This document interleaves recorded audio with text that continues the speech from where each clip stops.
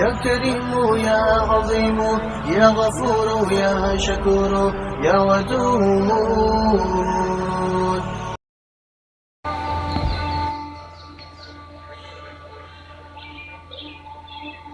نبی اکرم صلی اللہ علیہ وآلہ وسلم نے ارشاد فرمایا، قیامت اس وقت تک قائم نہیں ہوگی جب تک کہ مسلمان یہودیوں سے قتال نہ کر لیں، پس مسلمان ان کو خوب قتل کریں گے، یہاں تک کہ یہودی پتھر یا درخت کے پیچھے پناہ لے گا تو وہ درخت یا پتھر کہے گا، اے مسلمان، اے اللہ کے بندے، یہ یہودی میرے پیچھے ہے، تو آ کر اس کو قتل کر دے، مگر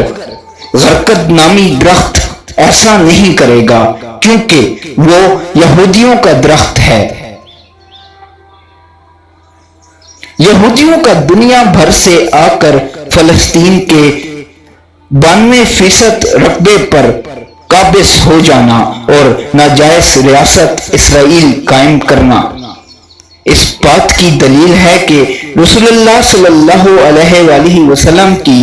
درج بالا پیشگوئی اب پوری ہونے والی ہے اور ناجائز ریاست اسرائیل یہودیوں کی آخری قتل گاہ ثابت ہوگی انشاءاللہ العزیز۔